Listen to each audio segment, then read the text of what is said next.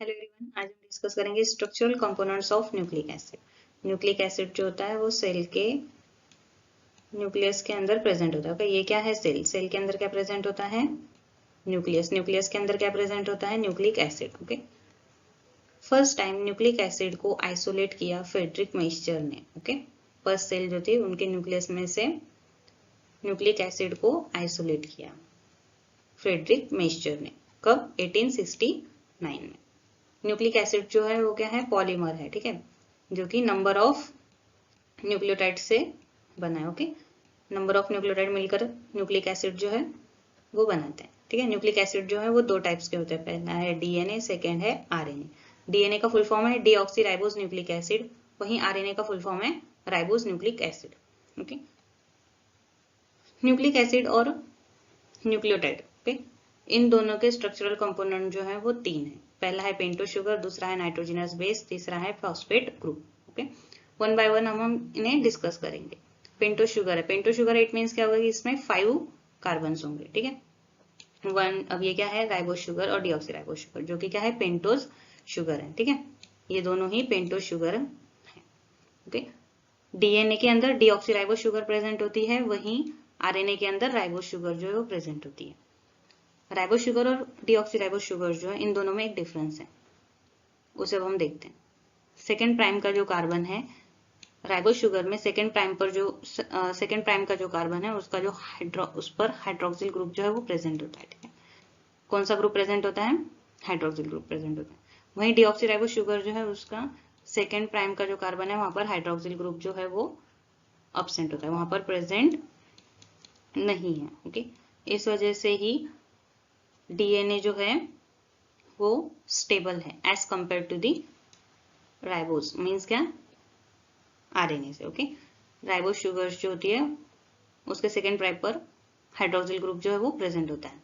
Deoxyribose sugar का जो second prime का कार्बन है वहां पर हाइड्रोक्सिल ग्रुप जो है वो अब्सेंट होता है, इस वजह से डीएनए जो है वो मोर स्टेबल है। ओके, नेक्स्ट है नाइट्रोजन बेस में आता है प्यूरिन्स एंड पायरिमिडीन। पायरिमिडीन्स जो होते हैं वो कौन से हैं? Thymine, cytosine and uracil. वहीं प्यूरिन्स जो होते हैं वो कौन से हैं? Adenine and guanine. Okay, purines को ध्यान में रखने के लिए एंजल वर्ड ध्यान में रखना है। एंजल से एडेनाइन और जी से क्या आएगा? ग्वानिन। वहीं थाइमिन, साइटोसिन, यूरासिल को याद में रखने के लिए टी फॉर टाइगर, टाइगर से आएगा thymine, C for cat, cat से साइटोसिन और यू फॉर अम्ब्रेला से यूरासिल आ जाता है। ठीक है, प्यूरिन्स जो होते हैं अब हम उनका स्ट्रक्चर देख लेते हैं। प्यूरिन्स जो है कौन से हैं? Adenine and guanine. वहीं पायरिमिडीन्स जो है कौन से? Cytosine, uracil and thymine. Okay, purines जो होते हैं वो डबल रिंग स्ट्रक्चर है, वहीं पायरिमिडीन जो है वो सिंगल रिंग स्ट्रक्चर होता है। हमने पेंटो शुगर का स्टडी किया, नाइट्रोजनस बेस जो है उनका स्टडी किया। ठीक है, अब हम देखते हैं कि पेंटो शुगर और नाइट्रोजनस बेस जो होते हैं ये दोनों मिलकर, ये दोनों जो है वो ग्लाइकोसिडिक बॉन्ड जो है उससे कनेक्ट रहते हैं। ठीक है, पेंटो शुगर और नाइट्रोजनस बेस जो होते हैं इन दोनों के बीच में ग्लाइकोसिडिक बॉन्ड जो है वो प्रेजेंट होता है। अब हम देखते हैं कि पेंटो शुगर जो होता है और नाइट्रोजनस बेस, ओके, इन दोनों के कौन से एटम के बीच में ग्लाइकोसिडिक बॉन्ड जो है वो प्रेजेंट होता है? Okay, nitrogenous base. अगर प्यूरिन्स हैं, प्यूरिन्स में कौन है? एडेनाइन एंड ग्वानिन, तो उनका जो N9 जो है, N9 एटम और कार्बन पेंटो शुगर्स जो है उसका C1 कार्बन नंबर 1 जो होगा, इन दोनों के बीच में ग्लाइकोसिडिक बॉन्ड जो है वो प्रेजेंट होगा। ठीक है, वहीं अगर पायरिमिडीन है तो N1 मतलब नाइट्रोजन 1 जो है एटम और पेंटो शुगर जो है उसका कार्बन नंबर 1, इन दोनों के बीच में ग्लाइकोसिडिक बॉन्ड जो है वो प्रेजेंट होगा। ओके, ये था नाइट्रोजनस बेसिस के बारे में। ठीक है, नाइट्रोजन बेसिस कौन से हैं? Adenine and guanine. ओके, और जो पायरिमिडीन है वो कौन से हैं? Thymine, cytosine and uracil. और जो एडेनाइन और ग्वानिन जो थे वो क्या थे? प्यूरिन्स हैं। ओके, नेक्स्ट है हमारा, नेक्स्ट है phosphate group. It consist of phosphoric acid. Okay, so friend, हमने न्यूक्लियोटाइड्स जो है उसके कंपोनेंट के बारे में स्टडी किया, साथ ही में न्यूक्लिक एसिड्स जो थे उनके कंपोनेंट को भी हमने डिस्कस किया, बिकॉज जो न्यूक्लिक एसिड्स के कंपोनेंट हैं वही कंपोनेंट्स जो हैं वो किसके कंपोनेंट्स हैं? वही कंपोनेंट्स जो हैं वो न्यूक्लियोटाइड्स के हैं, राइट? सो फॉस्फेट ग्रुप, पेंटोस शुगर और नाइट्रोजनस बेस तीनों मिलकर न्यूक्लियोटाइड का स्ट्रक्चर बनाते हैं। अगर हम फॉस्फेट को रिमूव कर देते हैं तो जो स्ट्रक्चर बनता है मीन्स कौन से, जो पेंटोस शुगर और नाइट्रोजनस बेस जो है ये दोनों मिलाकर न्यूक्लियोसाइड का स्ट्रक्चर जो है वो बनाते हैं। ठीक है, न्यूक्लियोटाइड्स जो होते हैं वो मिलकर क्या बनाते हैं, न्यूक्लिक एसिड्स बनाते हैं। राइट, नंबर ऑफ न्यूक्लियोटाइड्स मिलकर क्या बनाते हैं, न्यूक्लिक एसिड। मीन्स क्या होता है, आरएनए और डीएनए का स्ट्रक्चर बनाते हैं। अब हम देखते हैं कि नंबर ऑफ न्यूक्लियोटाइड्स मीन्स क्या होता है कि ये क्या है, ये एक न्यूक्लियोटाइड है। राइट, ये एक न्यूक्लियोटाइड है, वैसे ही ये सेकेंड न्यूक्लियोटाइड है, थर्ड न्यूक्लियोटाइड। ओके, अब ये न्यूक्लियोटाइड्स जो है किस तरह से बाउंड होते हैं एक दूसरे से, उसे देखते हैं। सो ये क्या है, एक न्यूक्लियोटाइड। राइट, अब जो सेकेंड न्यूक्लियोटाइड है उसका स्ट्रक्चर में क्या क्या होता है, पेंटोस शुगर होती है। यस, पेंटोस शुगर है, फॉस्फेट ग्रुप है और क्या है, नाइट्रोजनस बेस है। ओके, सो जो ये सेकेंड न्यूक्लियोटाइड है उसके थर्ड प्राइम पर हाइड्रोक्सिल ग्रुप जो है वो प्रेजेंट होता है।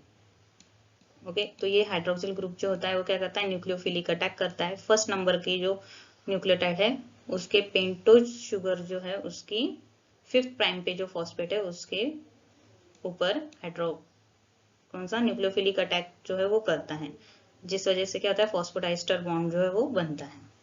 ओके,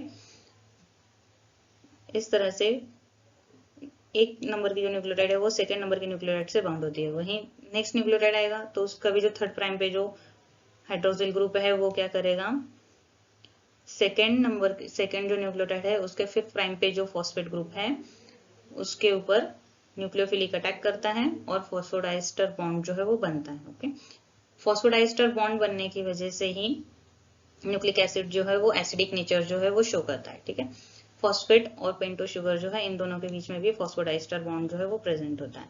वही नाइट्रोजनस बेस और पेंटोस शुगर जो है इन दोनों के बीच में ग्लाइकोसिडिक बॉन्ड जो है वो प्रेजेंट होता है। ओके फ्रेंड्स, तो ये जो नंबर ऑफ न्यूक्लियोटाइड्स हैं एक दूसरे से बाउंड होकर डीएनए और आरएनए का स्ट्रक्चर जो है वो बनाती है। डीएनए जो होता है वो डबल स्ट्रैंडेड स्ट्रक्चर होता है, वहीं आरएनए जो डीएनए जो है वो डबल स्ट्रैंडेड स्ट्रक्चर है और आरएनए जो है वो सिंगल स्ट्रैंडेड स्ट्रक्चर है। डीएनए जो होता है उसमें कौन सी नाइट्रोजनस बेस पेयरिंग होती है। ओके, नाइट्रोजनस बेस पेयरिंग किसके बीच में होती है वो ध्यान में रखना है। देखो, अडेनाइन जो होता है वो थाइमीन के साथ में डबल बॉन्ड जो है वो फॉर्म करता है, वहीं साइटोसिन जो होता है वो गुआनिन के साथ में ट्रिपल बॉन्ड जो है वो फॉर्म करेगा। ठीक है, हाइड्रोजन बॉन्ड जो है वो फॉर्म करता है। ओके, अडेनाइन और थाइमीन के बीच में दो हाइड्रोजन बॉन्ड जो है वो प्रेजेंट होते हैं, वहीं साइटोसिन और गुआनिन जो है उनके बीच में 3 हाइड्रोजन बॉन्ड जो है वो प्रेजेंट होते हैं। ओके, आरएनए और डीएनए के स्ट्रक्चर में एक जो नाइट्रोजनस बेस पेयरिंग है उनमें थोड़ा डिफरेंस होता है। अगर डीएनए है तो अडेनाइन जो है वो थाइमीन के साथ में पेयरिंग करेगा, वहीं अगर आरएनए है तो अडेनाइन जो होता है वो यूरासिल के साथ में पेयरिंग करता है। ओके, ये डिफरेंस ध्यान में रखना है। वहीं डीएनए जो होता है वो कैसा है, डबल स्ट्रैंडेड और कैसा है, helical structure. Right handed structure है डीएनए का। डीएनए की 2 स्ट्रैंड होती है, उसमें से एक स्ट्रैंड जो होती है वो 5 प्राइम टू 3 प्राइम रन करती है, वहीं दूसरी स्ट्रैंड जो होती है वो 3 प्राइम टू 5 प्राइम रन करती है। ओके, 3 प्राइम टू 5 प्राइम जो है वो रन करेगी। राइट, सो फ्रेंड्स ये था हमारा structural component of nucleic acid. Okay, thank you. Video अगर अच्छी लगी होगी तो लाइक कीजिए एंड सब्सक्राइब कीजिए।